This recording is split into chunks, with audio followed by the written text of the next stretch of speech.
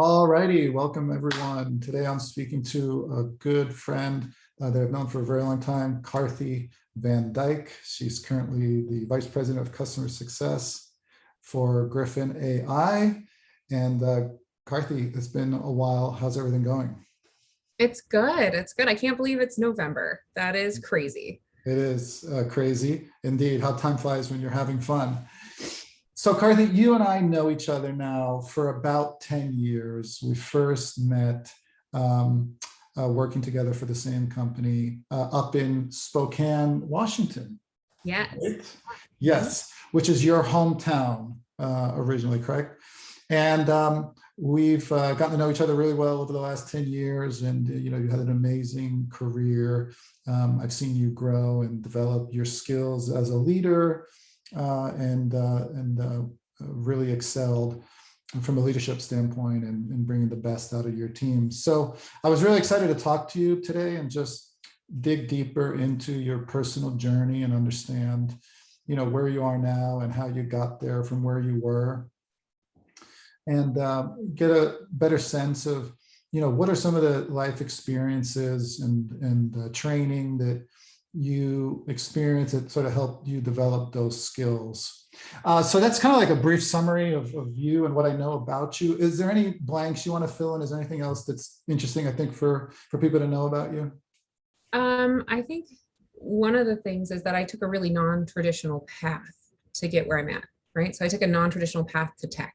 So if you were to look at my LinkedIn, my degree's in theater arts. I don't have a business background or marketing or communications background. I took a very different path to get to where I'm at today and have been successful. So Okay. Doesn't matter where you come from, you can still make it successful. That's right. And I want to dig into that straight away. So, and by the way, the other thing I'll mention too is like me, you're a parent. You have one or two children, I forget. One little one right now. Yep. Okay. Okay. And you're also a pet owner, I think. One or two? I was a pet owner. Oh, yikes. Yeah. So Buddy recently went across the Rainbow Bridge, but we're happy he's no longer in pain. Very sorry to hear that. Awful when that happens. They are like our children, I know. So, so we have that in common. We were both pet owners. We have children, and we're both married. So, let's talk a little bit about. Just take me back. We talked about the fact that you're from Spokane, Washington. You had a kind of sort of maybe, I'm not sure if you use the word unconventional or different sort of, you know, success story. So we know that our childhoods have a tremendous impact and influence on who we become as adults, especially in those early years, you know, even before the age of 5. Can you just, you know, share some details about your early years, you know, your upbringing, you know, and the influence that maybe your family had? Yeah. So from a family perspective, I grew up in a sales family, but I never wanted to be in sales. That was never what I wanted. So my mom is a very strong female influence. She's a leader in sales for a TV company, and my dad was in sales for fashion and for telco later on. And what I wanted to be was an actress. I didn't want to go anywhere near what they were doing. So from a super young age, I started in all the arts. But the influence I had from them is I still remember having to, you know, basically pitch going to a friend's house and why it would be beneficial, or why should I be able to skip the youth group on Sundays to stay at a friend's house from a sleepover, things like that. And it was always a pitch about why this would be beneficial, why would this move forward. But it actually helped me as I grew my career further, because it set a mindset there. Yeah. And I remember that about you when I first met you. I think one of the things that really jumped out at me about your profile is I remember, I think at the time you were doing some work in entertainment. I think, were you working for a news channel at the time or something like that? Can you remind me what that was all about?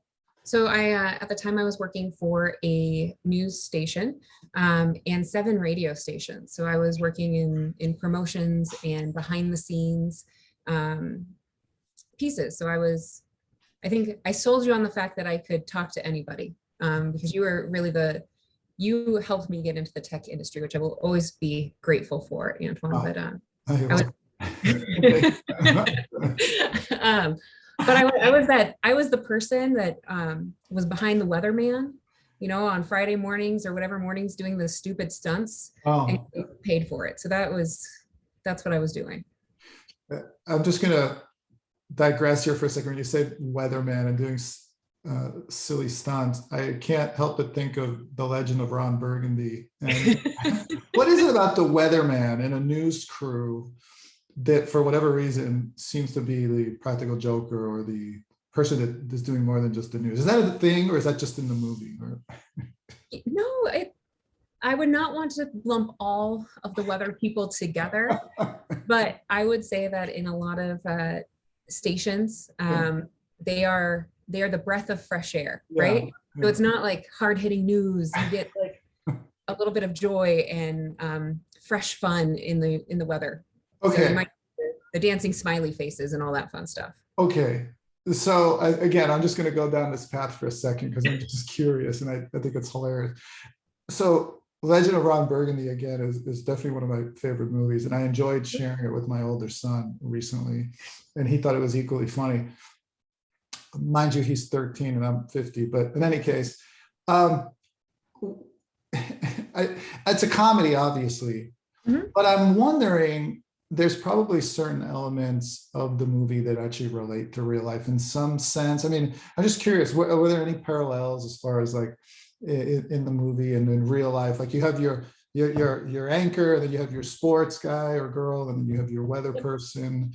And I don't know, I just wondered, I assume that movie was inspired by some facts. And I'm just wondering, in your experience, was that the case, or was it just totally ridiculous and out of touch with reality? I always just wondered this, I don't know Will Ferrell, but I know you, so I figured I'd ask you. So I would say that there are moments in that movie that, though blown way out of proportion, are very similar to things that might be seen in the newsroom. Okay. From my experience. And again, I was more on the promotion side of it. So, the next time we all grab a drink, we can ask my husband, who was in the shooter behind the scenes, making sure those guys looked great, what his team, Okay. All right. Thanks for indulging that line of questioning. So let's go back to, again, you and your qualities and the ones that you were that were innate in you and the ones that you sort of learned over time. And again, I think from when I remember meeting you, definitely one of the things I remember about you is you're an excellent communicator, very charismatic. You had great tone and communication style. And I thought that would lend perfectly to the role that you were in at the time. So how much of that, again, was sort of learned versus what came naturally to you? Ooh, so I think for me, that's a tough question because I started formal acting classes at 5. So, and it was something I begged my parents for, right? But I took acting classes from the age of 5 till I graduated with my BA in theater. So part of that is being trained to be charismatic and being trained to think quickly in an improv situation. But the other side is that I have always been that person that likes to take charge. I've always been the person that is not afraid to speak up in any situation. So I would say some of it is inherent and some of it is learned. Mm-hmm. Mm-hmm. Okay. And for the stuff that was learned, if you mind sharing some of that, and was it difficult for you to learn, or did you feel like with the right amount of effort, you were able to, sort of adapt and learn what you needed to know to get better? I think the harder things for me to learn was when to not talk. And I think in leadership, sometimes not talking is more impactful than talking. Yeah. Um, Yeah. it it took me a long time to stop giving my opinion first. Yeah. Interesting. Yeah, and I think probably in all aspects of life, not just leadership, but definitely in leadership. Um, and I would agree with you there. You know, I probably share that. There's always maybe the initial thought and feeling that you've got to be the one talking more often than not. But the reality is, yeah, it's probably better to take a step back and let your team or those around you, you know, share their voice first. So we'll get more into the leadership principles that you know you hold, you know, valuable to you, and sort of your journey from a leadership perspective. You mentioned going to school and getting your bachelor's in theater. Is that right? Mhm. Yep. So what's that like? Like, when do you know, do you want to do that? And I'm assuming your parents were supportive, considering they were in the business. And what's that like? I'm just curious. Um, so I would say my parents were okay with me going that route. They weren't necessarily super supportive, and I think because they didn't see a career path in theater. Hmm. And I come from a family who always said it's not necessarily do what you love, but Yeah, do what will fund what you love. yeah, yeah, So it's a little bit different than what kids, at least when I was growing up, were being told. right. Um, so when I chose the path of doing what I love versus finding a job that would fund what I love to do, it Yeah. was a bit more of a struggle. And funny enough, my mom actually tried to convince me to become a writer instead Hmm. of going into theater. So different arts career, but I definitely did not take her suggestion. Uh, so going in, it was unique. But for me, I was not a good student in high school. I was very obstinate. Hmm. Uh, I didn't see the point in homework. I thought if I could get an A+ on a test, why would I need to do the homework? Yeah, right. Um, Did you get A pluses without doing homework? That's pretty yeah, amazing. Okay, yeah. good. So um, I was that kid that would have, midterms, I'd be failing or getting D's in every class. And then by the finals, I was passing with good grades Okay, at that okay. point, Interesting. um, much to the heartache of my parents. I see. Um, so college was different though, because then it was all about not homework. It was about the test. It was about the practicum. It was about the performance. And so that was much easier for me to comprehend because it was really about what is my knowledge or what is my ability versus let me prove it over and over again. Got it. Okay. So here's a question. I've often wondered, you know, I feel becoming a parent, I understand my parents better now. And frankly, I'm much more sympathetic to their plight raising me as an awful child. And I was horrible in school. And unlike you, I got bad grades and I failed the test too. In any case, as a parent yourself, do you feel like you understand your parents better now than you did before becoming a parent? Yeah. I think I'm more worried because my daughter's 4 right now. Okay. And she is as stubborn and as opinionated as I am, Oh, but with my husband's sense of humor. okay. So, and he's a great sense of humor. So it's just a very different Yeah. moment. But I am a little terrified of when she turns 13 and turns on the Yeah. hormone monster, if you will, Yeah, and sure. is anything like me. I think I'll have my hands full. I still laugh with friends today that my mom got so fed up that she grounded me to her because she was just so fed up. She couldn't take anything away or said anything else that I'd actually listen to. And then when I had to like go to her office every day after school and sit there, Yeah. um, that's when I would end up doing homework because she made me. Interesting. Have you had that conversation with the parents yet? Like, I know I have, and my father likes to watch these videos, so he'll appreciate this comment. I think I've probably apologized or at least acknowledged the pain I probably caused as a kid. And have you had that kind of conversation with your parents, or at least thanked them for all the things that they told you when you were younger, but you didn't believe or understand until now? Yeah,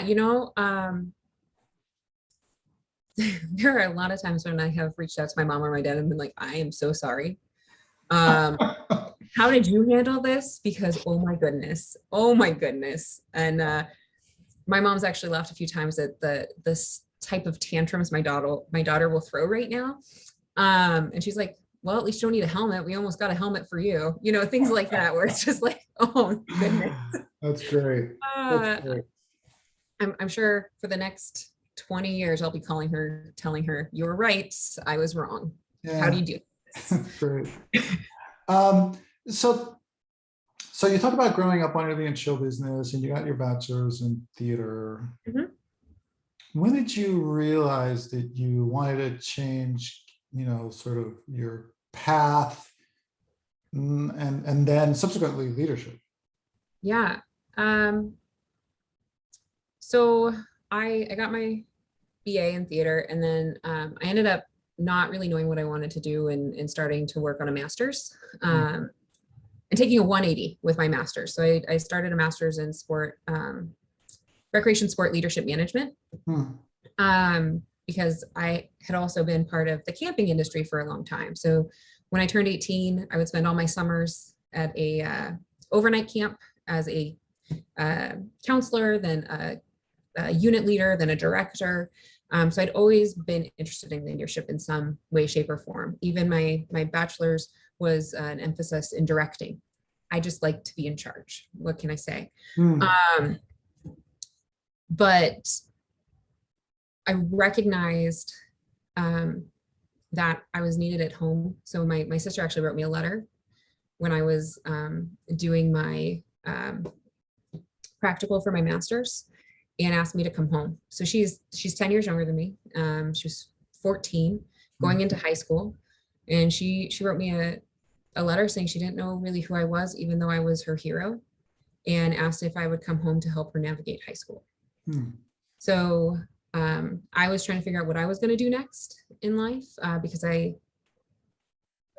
just didn't really know. It was kind of that turning point. And came home to help her through high school, and ended up back in TV. So I've been working my school years in TV and radio, and my summers in camp. So I was kind of switching back and forth between the two through college.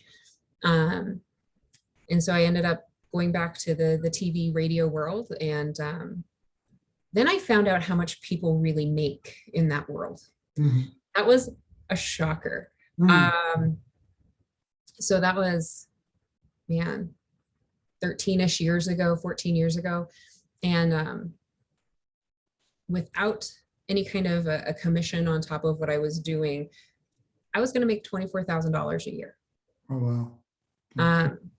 And just so everybody knows, people in TV start out making sometimes $17,000, $18,000 a year. So they make peanuts being on air. Until you get to like the big markets, and then you start making more. And it's a really cool, thankless job. Let me put it that way. So I had a friend who worked at a big tech company, and he was like, you would be a great fit for something in customer success, whether that's support, being a customer success manager, being in renewals, doing implementations. He was like, you'd be great. Let me get you an interview. And so I actually interviewed at the company we met at for a support role, and I didn't get it. But everybody on that interview panel team said, you would be great for renewals or customer success. And so I actually just kept looking at the board over and over again. And as soon as one of those roles came up, I called the recruiter, and then he put me through, and I got to interview with you, and the rest is history. Got it. Okay. All right. So this is interesting now. We talked about the advice your parents gave you. Tell me again how they said it. It was a version of basically do what you love and the money will follow, but it sounded like do what will pay for you to do. Say it again. Yeah, they always said do what will fund what you love to do. Okay. So you kind of hit a major point in your life, didn't you, when you found out that you had the opportunity to do what you were passionate about, but then it turned out, unfortunately, it didn't actually pay enough to support you. Well, to support the lifestyle I wanted. Yeah, the lifestyle. Okay. Yeah. Fine. And then as a result, you decided to explore other opportunities. Now, do you feel, I think I know what the answer is, but do you feel that what you're doing aligns and satisfies your initial passion or not? Because I think irrespective of the money, if it doesn't, you probably wouldn't be happy. And subsequently, you wouldn't be very good at it.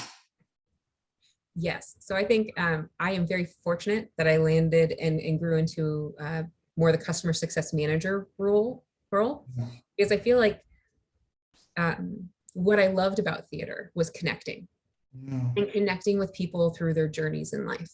I loved hearing the stories and watching them play out. Hmm. And now I get to do that with customers, and I get to help other people figure out how to connect and grow and help other people's dreams come true. So for me, it's a very interesting way I got there, but it's a very tangible use of everything I've loved to do since I was little. Mm-hmm. Mm-hmm. Okay, perfect. So no, that's great, and I'm happy for you. And again, it makes sense. I think maybe you've met people like this in your life. I know I have. People that are doing a job just for the sake of a paycheck, but they don't actually enjoy it. They're always wishing and dreaming about something else. And then before you know it, your life has gone by and you have this regret that you never pursued. And in your case, it sounds like, although it wasn't your originally the way you envisioned what you'd grow up to be, it's still very much the work you're doing in customer success and as a leader very much aligns with what your true passion is. Is that right? Yeah, I would say so. Yep. Yeah. And if you've met people like I have that again are doing something for the sake of a paycheck, but it's not actually what they love, what advice do you have for them, or have you had any real life examples like that where maybe you have to suggest to somebody that they reassess and take a different sort of Yeah. I mean, I think as you grow in leadership, you find those people, right? So whether that is somebody who you see that they don't love what they're doing, but they love maybe they love a certain aspect of their job. Maybe they really love the training aspect and you can't pull them away from training, even though that has been moved to a different team or a different group within the organization, or they always want to have product ideas that maybe aren't even coming from the customer, but they always have these product ideas. And that's what they love. And that's where their spark and their joy comes from. Helping them grow into those areas, whether at the company you're at, which would always be preferable, or into another organization where their innate talents can be harnessed. I mean, I tell my team every day, that's my job. That's my job, is to find where you find joy in work and where you succeed at work, and to help you grow there. And whether that's where we're at today at this company or somewhere else, I'm here to help them. I agree with that. I think that's great. How did you get to the point where you figured that out? Did you always think that way? Think about the difference between your leadership style now versus when you started in a leadership role. Were you always thinking this way, or did you acquire this mindset that you currently have over time? So that's a good question. I think it's acquired. Just kind of thinking back through all the different leadership roles I've had. I think it's acquired, and there's one person that sticks out to me as when I was first starting to take on a leadership role at my previous company, who we were chatting and we were talking about some different things that I was passionate about changing and passionate about taking on. And we talked about how we can help develop people, because that was always very important to me. And this person mentioned that whether you develop them here or you help them find the right place for them elsewhere, that's still being a leader. And that really stuck with me. Yeah. That really, it hit home. I think to some degree I'd always been there, because I'd always believed that you shouldn't, as a leader, you shouldn't just be on the stage telling everybody else what to do, but you should be a guide with them on their journey. Yeah. But that really stuck to me, that it didn't have to be where you're at today. You could help them find the right place for their tomorrow. I 100% agree with you. Although I definitely didn't know that when I started in leadership. I had to figure that out. So again, through experiences as well as training. So talk to me a little bit about the type of training you've gone through that you benefited from, and maybe that you would recommend to other leaders that are looking to improve themselves. Can you think of any off the top of your head? Yeah. So I was super fortunate to be a guinea pig in a leadership group with a company called Raise the Bar. And I can't recommend this company enough. It was amazingly insightful for myself as who I am as a leader, who I wanted to be as a leader. But also it gave me tools on how to have conversations I didn't want to have, how to listen while we're moving or deadening the noise of my own internal biases. Things that for me were things that I always thought about or were wondering about, but I couldn't figure out how to do certain things. And so they gave me the tools I needed to take and do that. And to this day, I just think where I'm at today, I wouldn't be at if I hadn't gone through that training. So, and paired with other self learnings as well. But for me, that really sticks out what I went through with that company and the guidance I was given there. Okay, that sounds great. I haven't heard of that one. Are there any books that you've read that stand out to you in your mind that you want to share with others? I read books constantly, but I think you know that, Antoine. I'm one of those crazy readers. I'm at 74 books already for this year. Oh, impressive. So I started my leadership interest in books with John Maxwell. Oh, yeah. So reading about being a servant leader, and that for me really hit home. And that was back when I was getting my master's. We were reading about being a servant leader and how do you take that and you take it into the sports world, but how do I transition that? So when I was being promoted to a leader a couple companies ago, I reread that and it still struck home to me. It was a good baseline. Which book in particular? I know he's written several. For me, the servant leader was a big one. Okay. And then the 5 levels of leadership was also a really big one for me. Yes. And how to raise people to that next level, and you match them one level above where they're at so that they can raise and you can raise and you guys grow together, which is really cool for me to think about. Yeah. I love Brene Brown, just love it. Have I think listened to all of her books at this point. And actually got me through a really tough time in my own leadership journey when the person who was my leader and I were butting heads a lot. And listening to some of her guidance on how to deal with certain situations, even though it was just her talking through her book, helped me figure out how I was going to move forward in my own journey. I see. The name rings a bell, but I don't know that I've read any of her books. Are there any that just off the top of your head you could think of that are valuable? I am not great with remembering book titles off the top of my head. Me neither. But I'm happy to send you a few afterwards. Yeah, after I'll put the links in the description of the video. Okay, and John Maxwell, I'm a fan of as well, and agree with you. Definitely as leaders, one of the highest callings, if not the highest calling we could aspire to, is the creation of other leaders or helping develop talent so they can get to the next level. So I'm with you there, and thank you if you were the one that recommended it to me, because I did stumble upon it a few years ago. I don't remember how, but if that was you, thanks. Yes, here's a question. I find I want you to get your opinion. In general, I think organizations don't do enough to enable their employees, especially when it comes to leaders or people that are put into management positions. Do you agree or disagree with that? And what do you think that is? I think it is a rare company who invests in new leaders and invests wholeheartedly. Right. So I've been very fortunate to be part of a company that did that. I've also been part of companies who didn't do that. Mhm. I wish I knew the answer of why not, Yeah. but I do see that the one company I was with who really invested in new leaders, Mhm. the reason is because it was easier to invest in a new leader and teach them how you wanted them to be a leader, and the kind of empathy and humility that they wanted to have within their leadership team to trickle down. It was easier to teach that and to invest in that than to have somebody who came into the organization for 6 months and left because they weren't the right leader.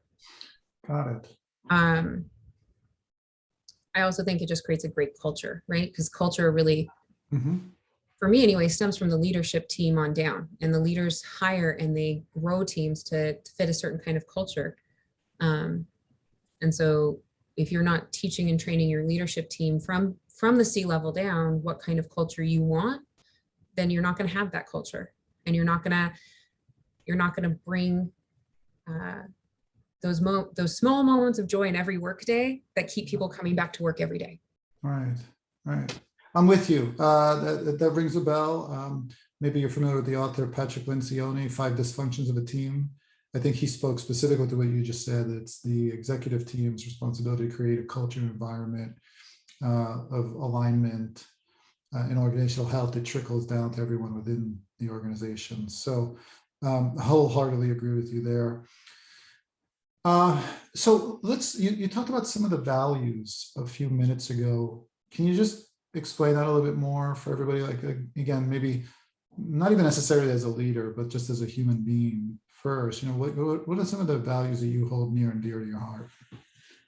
Ooh, I think if you asked my team that question, it'd be that I'm hyper transparent, maybe sometimes almost to a fault. Yeah. Um, but I think if you don't know the full picture, then it's really hard to have people stand with you. Mm. So it's important to me that people make the choice to stand with me, and it's not a force to stand with me. I still remember, sitting in a room during some of my first times in tech, Antoine, and you were saying, would you go to battle with this person? Would you fight with this person? And I might say it a little bit differently now, but as I'm sure you might say it a little bit differently than you did 10 years ago, but Yeah. it sticks out to me. Would this person Right. be with me during the good and the bad, right? Like we're gonna have good and bad times. So being hyper transparent, being humble enough to say that it's my fault, that something was wrong that I did, to show my team that it's okay to say that. Mhm. I truly believe you have to put family first, and my family is both my team and my nucleus family here. And I want my team to think that way too, right? So family is a core value for me. And then I think, especially in customer success, you have to be empathetic, Yeah. but you can't be so empathetic that you can't see past what would be good for the company and the customer. Right. So having a level of empathy as well. And I think those are, for me, those four pieces really guide how I make decisions and how I help my team to make decisions as well. Yeah. Yeah. Those are all great values and definitely resonate with me as well. Uh, let's talk a little bit about the last year and a half, with COVID. Obviously, it really threw the world upside down and has forced us to find ways to, get work done, remotely, obviously. And, thanks to technology, we're able to do that. But can you just talk a little bit about, what that experience has been like for you and how you've adapted your leadership style to ensure your team's enabled and performing, as best they can, despite the challenges that COVID created? Yeah. So for me, COVID and the challenges that it brought were very interesting, because I'd been working remotely for a long time at that point.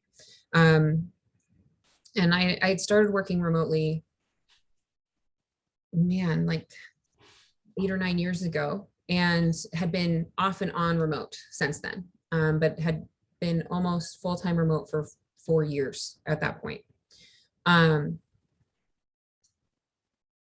And so I had been a leader remotely for a while. But what I noticed is my team didn't know how to work remotely. Um, I had team members who were struggling with their mental health due to not being able to be social, who fell into addictive patterns again, who were trying to be so positive about everything that it was like almost a negative effect of positivity. So it was very interesting to figure out who each person was on a deeper level. And that's really what I took time for. I took a step back to really figure out who each person was at a deeper level. And understand where their struggle was and what their individual struggle was, and continue to check in on them through that. And, you know, I was at a company where we had to make tough choices at that time, where tough choices were made for me, and I had to alternatively make some of my own about my team and about the group, because, you know, not only are you seeing people move from going into an office and being able to have the water cooler talk and be able to bounce ideas easily off of one another, to being at home and your kids are at home and your partner might be out of work, and you have all of these increasing stress levels coming in, but the whole world's going through this. And so it's like, it was just very interesting. So I learned about each person. I learned about them deeply. I learned about what was happening with their families, what, you know, what made them tick. I was conscious of making sure I reached out in ways that they felt gratitude and they felt appreciated. I was conscious of, you know, some team members love the big shout outs and the CEO reaching out to them saying, great job. Some people loved a $5 gift card to Starbucks just so that they could get out for a minute and go through the drive-through. And so learning that, and then being in a role that had to protect the base and seeing the base slipping was also a really hard thing to come to grips with. And making sure my team knew that this was just part of the world right now. And yes, we have to do everything we possibly can to protect our customer base, but at the same time, we have to do it in a way that is human and empathizes with the customer, because even if we lose them, we want them to come back tomorrow. And we want to be able to go to sleep at night and know that we did the best we could for this other person. Right. It's quite satisfying when you know that you have. Okay, here's a question I haven't asked anybody before. You know, it's been about 1.5 years now, almost 2 years since COVID. Now that I think about it, sort of started. And we're hoping that we've turned the corner and there's light at the end of the tunnel, and we'll get back to hopefully, you know, life as it used to be. Although the reality is life will probably never be the way it was. Having said that, what are some of the things that maybe you're doing now because of COVID you'll continue to do, maybe the types of things that you just will look forward to never having to do again? Like, for example, I've heard some people say, oh, I'm not going to do any more Zoom meetings, I'm going to do in-person only, you know, versus other people are saying, yeah, you know what, I'm going to come in once or twice a week, but I'm going to work from home because I'm just more productive. This is just off the top of my head. I don't want to answer for you. Just want to give you some examples. For me personally, I look forward to seeing my team members in person again. Not that everybody has to be back in an office. I just look forward to those times once a quarter where we can all get together and celebrate a job well done, and in some instances, you know, struggle through a problem together in person, because I think sometimes you get different conversations than you do over a Zoom. I would not mind if there weren't as many Zooms on my calendar, but I don't think that's going away. Like I don't, because I also think one of the coolest things that happened, and especially for somebody who works remotely, who's always been passionate about living where I want to live and doing the job I do and knowing I can do it as well or better than people in bigger cities at times, is giving people the opportunity to do what they like to do and live where they want to live. And supporting them in that journey. So I think, to me, that's something I hope doesn't go away. I hope companies recognize the work-life balance people get from that. Right. I agree with you there. And I think that's been if there's a silver lining to all this craziness. My hope is that maybe some of the managers or leaders that were hesitant or reluctant to let people work from home and felt like people had to be at their desks all day will maybe see things differently and sort of change their ways. So perfect segue. I just wanted to ask you if you have any opinions on, from a generational standpoint, as a leader, do you see any difference, or do you have any different styles when you're managing maybe individuals that have been in the workforce for a longer period of time than maybe some of the individuals who haven't been in the workforce for a long period of time? I'm trying to avoid using words like millennials, but any thoughts there regarding how you manage people differently? I am extremely fortunate that on my team, I have people who've been a part of my company for over 16 years. It's in the tech world, that's crazy. I have people who have been with me for 3 years or 2 months. So if I think about longevity in the industry or in a role, I like to manage people where they're at.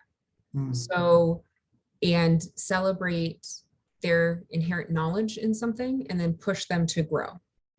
So whether that is you have been in the tech world or in the working world for 3 months, or it's your first job, or you've been in the working world for 40 plus years, I want to celebrate your knowledge and I want to push you to grow where you need to grow. So an example might be that I have one person who always wants to tackle the world and always takes on more and more and more and more, and never says no.